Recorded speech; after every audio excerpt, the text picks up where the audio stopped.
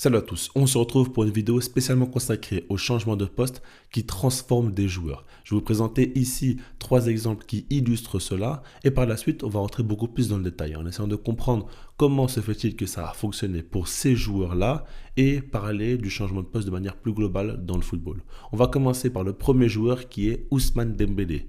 Et de son côté, c'est assez flagrant parce qu'on parle ici d'un joueur qui était de base un ailier virevoltant, qui était très fort en 1 contre 1, qui collait la ligne à un joueur désormais qui est beaucoup plus axial. Alors beaucoup diront que c'est un faux numéro 9 et c'est vrai qu'il décroche, c'est vrai qu'il a une certaine liberté sur le terrain, mais son rôle n'est plus le même. Auparavant, il devait faire la différence en 1 contre 1 au niveau du dribble. Aujourd'hui, il est beaucoup plus axial comme je vous l'ai dit et il prend beaucoup plus la profondeur dans le dos de la défense pour être le dernier joueur de l'action et donc finaliser en marquant. D'un point de vue statistique, c'est très flagrant. Cette saison, il a marqué 34 buts en 48 matchs, alors qu'avec le Barça, en 6 ans, il a marqué 40 buts en 185 matchs. Évidemment, là, on ne peut pas se louper, il y a une différence colossale. Le second joueur est Jules Koundé. Et là, c'est un peu plus complexe parce qu'on parle ici d'un défenseur central qui est passé au poste de latéral droit. Donc il n'y a pas eu un changement énorme au niveau de son positionnement, mais tout de même, on parle d'un joueur à la base qui jouait en tant que défenseur central dans une défense à 3 ou une défense à 4 qui excellait à la relance et qui était solide en 1 contre 1. Aujourd'hui, d'un point de vue défensif, c'est toujours aussi bon, mais il participe beaucoup plus aux actions de ses équipes. Et on le voit offensivement capable aussi de pouvoir se projeter et d'apporter du soutien à son ailier, notamment Lamine Yamal. On le voit aussi marquer beaucoup plus de buts, délivrer beaucoup plus de passes décisives et ce n'est pas forcément des qualités qu'on voyait chez lui auparavant. Si on continue, il y a Mikel Merino aussi qu'il faut mentionner, un joueur qui joue au poste de milieu de terrain et aujourd'hui qui joue au poste de faux numéro 9. Alors, par rapport à Ousmane Dembélé, ce n'est pas aussi flagrant, il ne marque pas énormément de buts à l'heure actuelle, mais on voit un joueur qui apporte beaucoup à son équipe en redescendant en cœur du jeu, tout en apportant aussi une certaine présence dans la surface lorsque son équipe en a besoin. On l'a vu par exemple buteur face au Real Madrid en quart de finale de Ligue des Champions, il en est capable et il l'a déjà fait. Maintenant, si on veut comprendre un peu mieux tout cela, il faut comprendre qu'il y a un contexte à valoriser aussi. On parle ici de 3 joueurs qui évoluent à Arsenal, au Barça et au Paris Saint-Germain dans des clubs qui figurent tous lors des demi-finales de la Ligue des Champions cette saison, avec des coachs comme Mikel Arteta, avec Luis Enrique et Hansi Flick, qui sont des références, qui font partie des meilleurs coachs au monde, dans des collectifs qui fonctionnent très bien, et donc forcément que c'est plus simple à ce moment-là de réussir en changeant de poste. Ce que je veux dire par là, c'est que lorsque tu tentes un changement de poste dans une équipe qui n'est pas en confiance et dans une bonne dynamique, c'est beaucoup plus compliqué. Par exemple, Jules Koundé. Déjà, Xavi avait tenté de le changer de poste. C'était lui le premier coach qui avait demandé à Koundé de jouer au poste de latéral droit. Mais quand on regarde dans les faits, ça n'avait pas non plus convaincu tout le monde. Lui-même n'était pas totalement convaincu parce que lors des Clasico, il préférait mettre Araujo à la place de Koundé à ce poste-là. Rappelez-vous.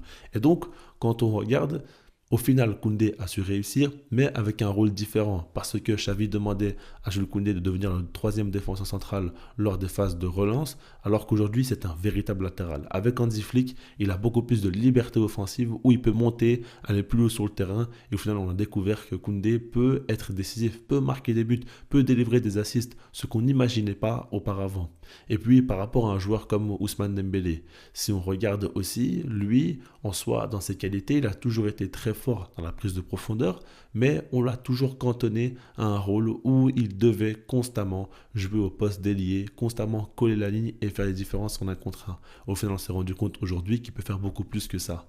Et avec Luis Enrique, c'est compatible. Pourquoi? Parce qu'il parle le même football, c'est un coach catalan, il a évolué pendant 6 ans au Barça, il connaît ce style de jeu, et en plus de ça, ce n'est pas simplement un numéro 9 qui va se cantonner à rester dans la surface et attendre que le ballon arrive. Non, il a une certaine liberté sur le terrain, et c'est sûr que Dembélé au poste de numéro 9 avec Luis Enrique, ça match, mais ça ne matcherait pas non plus avec n'importe quelle équipe et n'importe quel coach.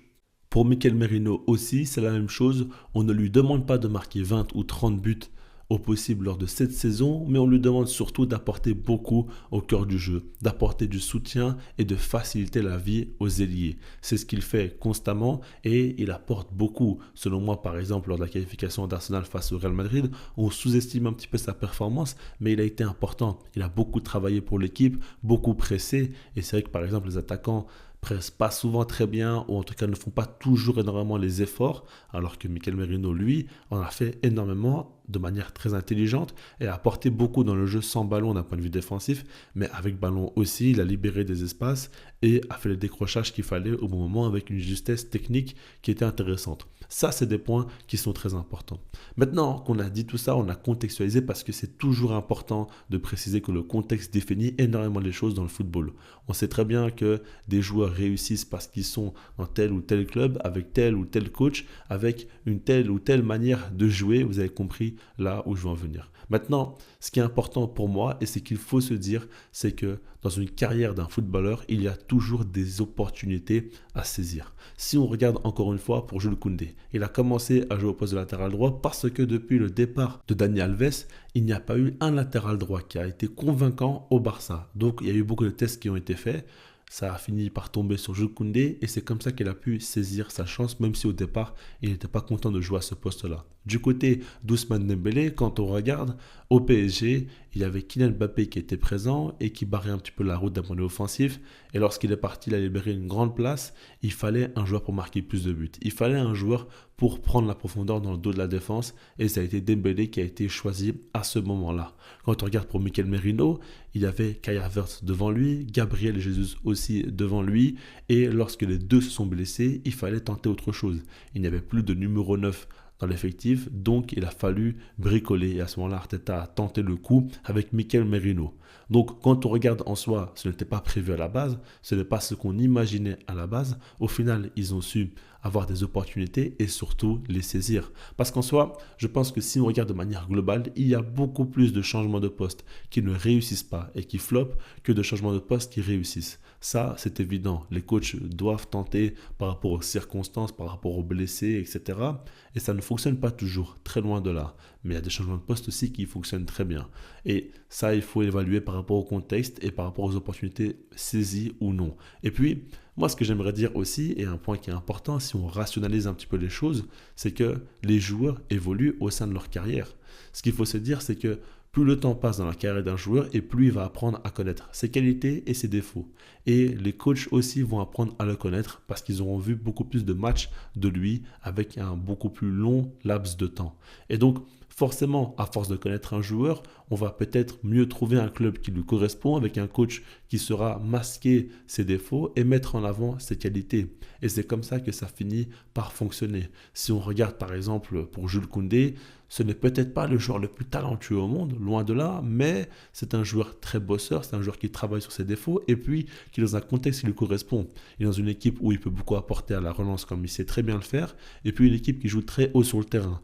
Quand il joue au poste de latéral, ce n'est pas lui qui doit dribbler 2 ou 3 joueurs, c'est plutôt Lamine Yamal qui doit le faire. Jules Koundé, lui, il doit surtout apporter un soutien au niveau de son positionnement et puis au niveau de son jeu direct. Souvent, quand il touche le ballon, c'est lorsqu'il est lancé en profondeur ou lorsqu'il est proche d'un joueur pour pouvoir le toucher rapidement. Il est haut sur le terrain, donc ça facilite beaucoup les choses. Par exemple, s'il joue au poste latéral du côté de l'Atlético Madrid, ça n'aurait pas été la même chose. Et puis, il y a des joueurs qui sont beaucoup plus talentueux, mais qui ne trouvent pas un contexte favorable, comme par exemple Joao Félix. Il a joué à plusieurs postes, mais à chaque fois, ça n'a pas fonctionné. Que ce soit en tant qu'ailier gauche, en tant que faux numéro 9, en tant que numéro 10, ça n'a pas fonctionné. Pourquoi? Parce qu'il n'a pas vraiment trouvé son club qui lui correspond. Après, bon, dans son cas, ce n'est pas qu'une question de contexte, parce que je pense aussi que c'est un joueur qui ne fait pas assez les efforts, qui est un peu trop nonchalant, mais en soi, quand on regarde du côté de l'Atlético Madrid, ce n'était pas un club qui lui correspondait du tout à ce moment-là. Quand il est parti au Barça avec Xavi, ce n'était pas non plus un contexte favorable aussi. Quand il est parti à Chelsea, ce n'était pas du tout un club ou un championnat qui lui correspondait. À l'AC Milan après, non plus. Bon bref, il a fait que des choix qui ne vont pas du tout dans le sens de son football à lui. Ce qu'il faut aussi comprendre, c'est que lorsque tu joues à un poste, dans un club ou un championnat différent, ça peut changer énormément de choses. Ce que je veux dire par là, c'est que par exemple, si on prend le cas de Clément Lenglet, lorsqu'il était au Barça, sous Ernesto Valverde, il faisait globalement de très très bonnes saisons. Mais par la suite, ça a vite dégringolé où il a atteint un niveau médiocre et par la suite, il a su retrouver un bon niveau, notamment à l'Atlético Madrid. Comment expliquer qu'il fasse le yo-yo comme ça entre un niveau qui est très bon, un niveau catastrophique et puis encore une fois un niveau qui est plutôt bon? Ce que j'aimerais dire surtout, c'est que avec Ernesto Valverde par exemple, le Barça jouait avec une défense qui était très basse sur le terrain. Après, quand tu regardes par exemple sous Ronald Koeman, la défense était beaucoup plus haute sur le terrain. Et on voit que c'est un joueur qui a du mal à défendre avec beaucoup de mètres dans son dos. Il a de grandes difficultés, mais lorsque le bloc équipe est bas, il fonctionne beaucoup mieux. Et c'est pour ça qu'à l'Atlético Madrid, ça a été beaucoup plus simple pour lui parce que le bloc équipe est beaucoup plus bas et donc il n'a pas beaucoup d'espace à couvrir dans son dos et il n'est pas pris de vitesse. À ce moment-là, ce qu'il faut comprendre, c'est que les joueurs ont des qualités et des défauts et encore une fois, il faut masquer les lacunes et mettre en avant les qualités. C'est ce que les joueurs des fois n'arrivent pas à faire en ne rejoignant pas le club qui correspond à leurs qualités et à leurs défauts. Et ça, pour moi, c'est quelque chose qu'il faut analyser beaucoup plus en profondeur. C'est pour ça, selon moi, qu'il y a beaucoup de flops sur le marché des transferts. On voit qu'un joueur est extrêmement performant dans son club, donc il va être recruté à prix fort, mais dans un club qui ne correspond pas au profil du joueur. Et à ce moment-là, forcément, ça pose beaucoup de problèmes parce qu'on va lui demander de faire quelque chose de totalement différent que ce qu'il faisait. Donc tout ça, c'est des choses importantes à analyser. En soi, ici, on parle de poste, mais il faut beaucoup plus regarder les rôles aussi et le contexte au sein de l'équipe ou même du championnat. C'est très, très important. Voilà, par rapport à tout ça, dites-moi vous ce que vous en pensez et quelles sont selon vous les raisons d'une réussite ou non d'un changement de poste. Quels sont les exemples qui vous ont parlé là-dessus. Et puis sinon, moi, je vous dis peace.